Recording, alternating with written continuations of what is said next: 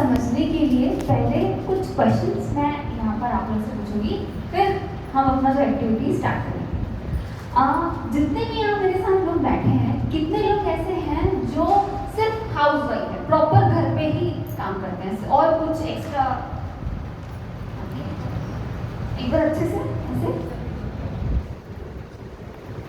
ठीक है।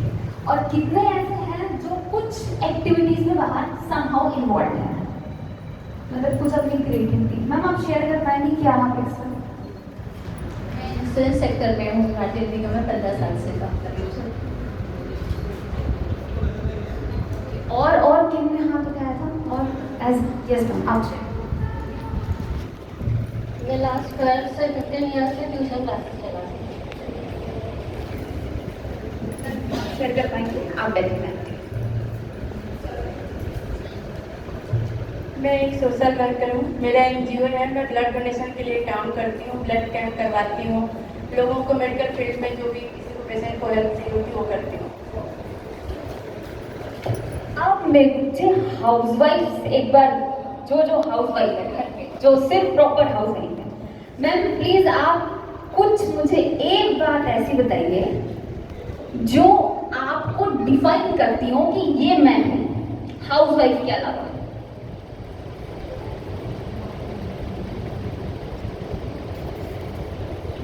मेहंदी आर्टिस्ट है।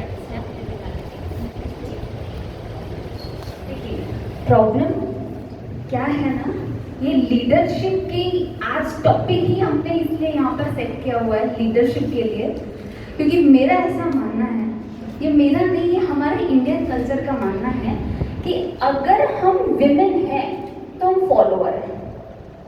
छोटे थे तो पापा डिसाइड कर लेते थे क्या पहन लेंगे, थोड़े बड़े हुए तो फिर फ्रेंड्स के साथ आ गए, दोस्ती हो गई 2-4 लोगों से, बड़ी दीदी ने डिसाइड कर लिया, बड़े भैया ने डिसाइड कर लिया, उसके बाद शादी हो गई, फिर तो हस्बैंड है पिंक साड़ी नहीं ब्लू में अच्छी लगती है, नहीं पहननी ब्लू, भले ही हमको पसंद पिंक है लेकिन पहनेंगे blue.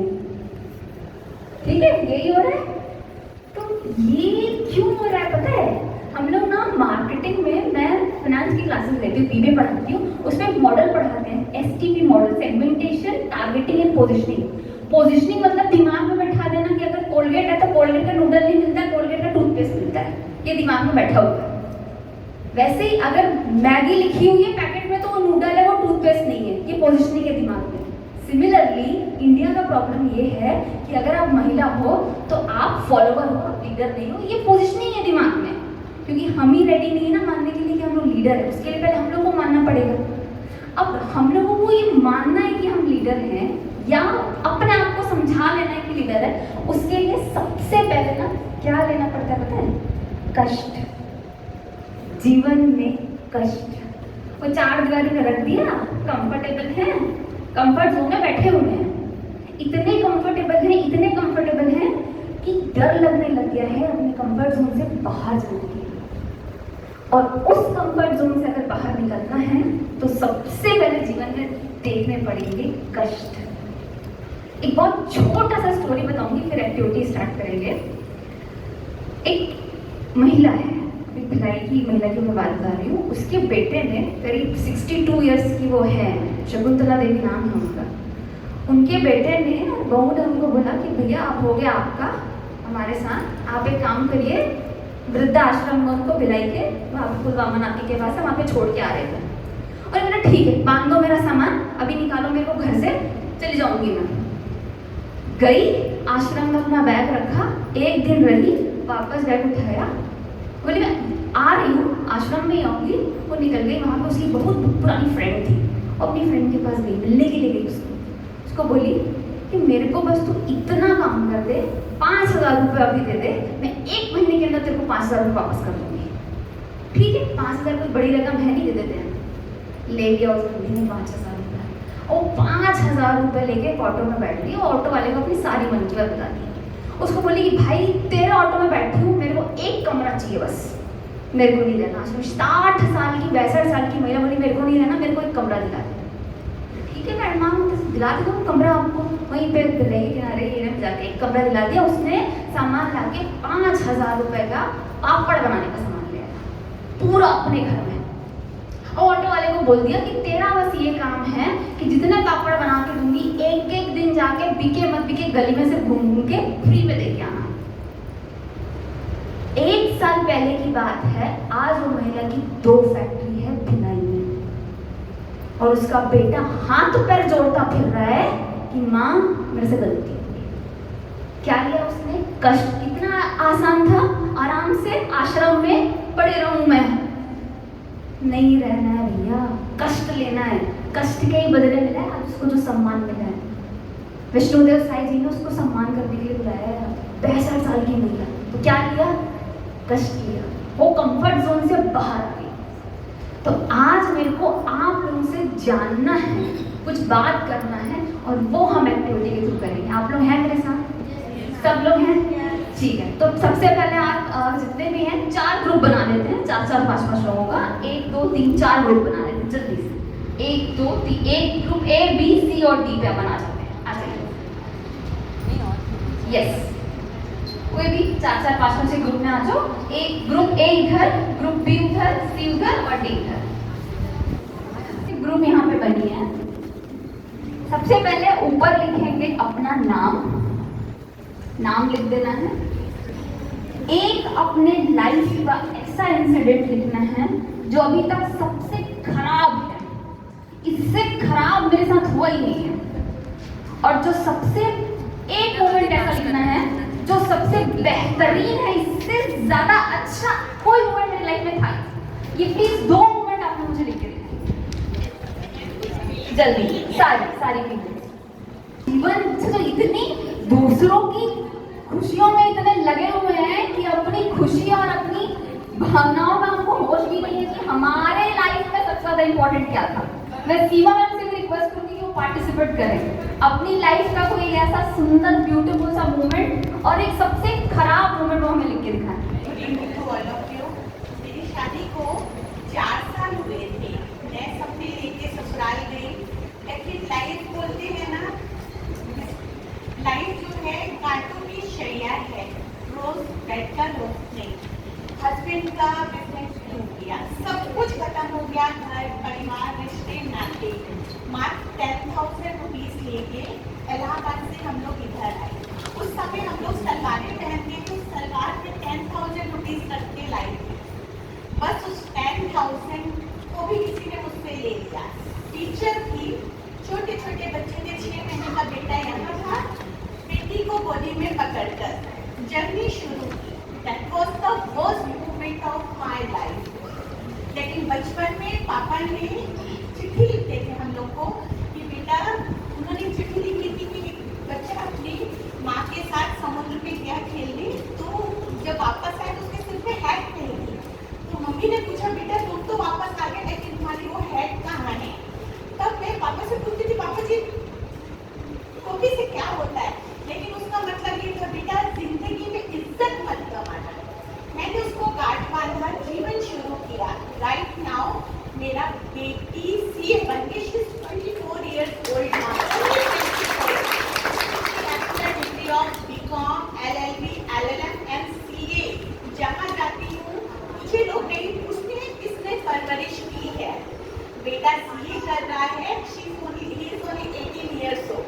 This is the best moment of my life. जिंदगी में मैंने सिर्फ ईमानदारी से काम किया है।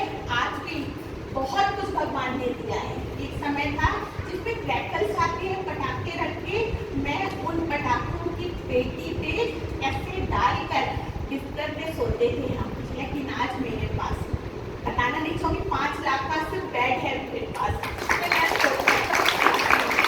सिर्फ ईमानदार। मैं टीचर हूँ, हाउसवाइफ हूँ, पार्लर है, कपड़े भी बेचती हूँ। कोई 10 रुपए की थ्रेडिंग के लिए बुलाता है ना, दौड़ के जाती हूँ, 10 रुपए का भी काम करके आ जाती हूँ।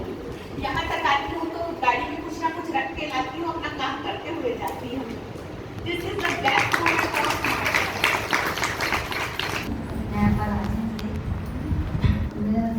ये था कि मैं जब प्रेगनेंट हुई ना, छोटी बहन सुन गई मेरे को, तो 10 महीने बहुत परेशान थी। भगवान क्या ऑल ऑफ यू। एक्चुअली क्या है ना, मैं बस इस रूल को फॉलो कर रही हूँ कृष्ण जी की। जो मिला, अच्छा मिला या बुरा मिला, तेरा तुझको अर्पण। इसीलिए मैं कुछ शेयर नहीं करती हूँ। वैसे मेरा थोड़ा नेचर ऐसा है कि मैं अपनी बातें ज़्यादा किसी से शेयर नहीं करती हूँ, बट स्ट्रगल तो रहा है लाइफ में, है ना। मतलब जब मैं छोटी थी, in the sense school life में थी, तब पेरेंट्स क्या होता था कि जॉब में बिजी थे बहुत ज़्यादा, तो मैं बहुत ज़्यादा अकेलापन मतलब उस समय फेस किया है मैंने। मतलब इतना ज़्यादा कि अपनी बात शेयर करने के लिए कोई नहीं था। मतलब कॉलोनी वाले एरिया में रहते थे तो फ्रेंड्स भी ऐसे नहीं थे कि उनको बुलाएं घर पे या जो मतलब उनसे शेयर करें कोई भी बातें। फिर ऐसा लगा कि मम्मी ने देखा कि ये बहुत अकेले अकेली रही, तो जॉइंट फैमिली में शादी हुई। तो जॉइंट फैमिली थी तो एक्सपेक्टेशन ऐसा था कि भाई सब जो होंगे वो काफ़ी प्यार करेंगे, है ना।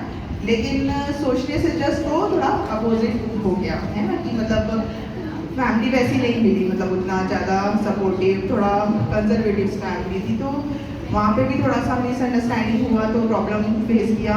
बट ये कि हस्बैंड ने सपोर्ट किया काफ़ी। मतलब पहले तो वो नहीं समझे, 5-6 साल तक तो बहुत ज़्यादा बेकार टाइम निकला, क्योंकि वो नहीं समझ रहे थे, है ना। बच्चे भी छोटे थे तो बहुत स्ट्रगल करना पड़ा वहाँ पे फैमिली के साथ में। और फिर जब वो समझे तब लाइफ धीरे धीरे थोड़ी आई मतलब ट्रैक पे। और फिर मैंने वहाँ पे अपनी स्टडी भी कंप्लीट किया, मैंने DLED किया, कंप्यूटर्स किया, सब कुछ किया कंप्लीट। और फिर मैं अभी जॉब भी कर रही हूँ, मैं यूनिटी हूँ अभी, है ना। तो उस वजह से अब लाइफ मतलब लगती है ट्रैक पे है कि यहाँ पे मेरा फर्स्ट ईयर है जब मैं ज्वाइन करी हूँ। तो अब मुझे लग रहा है कि हाँ, अब अपनी लाइफ को अपने तरीके से अब हम जी रहे हैं और बच्चों को भी ये चीज़ सिखा रहे हैं। और मेरी डॉटर है, मेरा एक बेटा है छोटा, हम लोग एकदम फ्रेंड जैसे रहते हैं। और अब मेरी हर चीज़ शेयर करने के लिए मेरे पास मेरी डॉटर है, इसलिए मैं हर चीज़ शेयर करती हूँ। मेरी बिल्कुल फ्रेंड है वो, ना वो मेरे को ऐसा मम्मी जैसे ट्रीट करती है, ना मैं उसको बेटी जैसे ट्रीट करती हूँ। हम एकदम फ्रेंड जैसे रहते हैं। तो ये मेरी लाइफ का है। Thank you. महिला होना ही अपने आप में बहुत बड़ा स्ट्रगल है। हेलो एवरीवन, मेरा नाम माया है। मेरा जो बुरा मोमेंट है वो बता रही हूँ मैं। हम 2 फ्रेंड्स थे, उनका सिलेक्शन हुआ था खेलने के लिए फुटबॉल नेशनल। तो दोनों के नाम में कंफ्यूजन हुआ था, उसका भावना नाम था, मेरा माया नाम था। दोनों खेलते थे, एक साथ ज्वाइन किए थे। तो फिर सिलेक्शन मेरा हुआ था, पर पहचानते उनको थे तो उनको रेलवे स्टेशन आने थे, मेरे को भी बोले आने के लिए, दोनों में से कोई भी चले जाना है, ऐसे करके हो रहा था। पर मेरा नाम गया था, उसने बोला कि मैं ही जाऊँगी। तो मुझे रेलवे स्टेशन से वापस घर आना पड़ा। ये सबसे बुरा मोमेंट था मेरे लिए। फुटबॉल नेशनल में खेलने जा रही थी, तो वो जो कैंसिल हुआ था, मुझे वापस आना पड़ा था रेलवे स्टेशन से घर वापस। तो मैंने अपनी मैम को बोला था, मैम देखना मैं इससे ज़्यादा खेल के दिखाऊंगी। और वो हुआ, मैं उससे ज़्यादा खेली। मैं 6 नेशनल खेल चुकी हूँ और 7 स्टेट खेल चुकी हूँ। और जो सबसे अच्छा मोमेंट है वो है मेरी बहन के साथ, जो हमेशा मेरे साथ रहते हैं, झगड़ा करते हैं। और हमने यहाँ डांस कंपटीशन जीता भी है बहुत सारा। और अभी अपनी टीम भी बनाए हैं, तो मेरे टीम मेंबर्स भी बेस्ट है। तो ये सबसे अच्छा मोमेंट है कि मेरी अभी टीम है अच्छी। उनको प्रायोरिटी मैं एक्चुअली में मेरा ऐसा है कि मैं एक बैड मोमेंट उसको बैड मोमेंट की तरह लेती नहीं हूँ। चलो जो हुआ अच्छा हुआ, ऐसा है, जो होता है अच्छे के लिए होता है, ऐसा हो जाता है। सो मेरी शादी के बाद की लाइफ तो मैं बहुत अच्छी रही है, अभी चल रही है अच्छी। मैं जब 12th पास आउट हुई थी, एक्चुअली में मैं रायपुर में रहती थी, 12th पास आउट हुई तो पास आउट थी, जहाँ पे कंप्यूटर भी नहीं था इवन, ऐसा स्कूल में रहे। अब वहाँ से मेरे पापा का ट्रांसफर जो है नागपुर हो चुका था। पापा की सिचुएशन अच्छी नहीं थी, पर उन्होंने हम लोगों को कुछ बताया नहीं, तो वो हम लोग को नागपुर लेके गए। फिर वहाँ पे कहना चाहिए कि मेरे 12th के बाद मेरे 88% आए।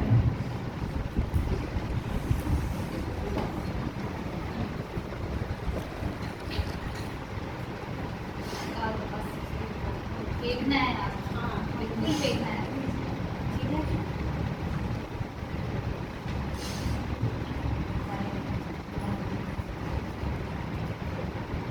मेरे पास पढ़ने के लिए पैसे नहीं, तब पापा की सिचुएशन ऐसी थी। वो बस हमें लेके गए नागपुर।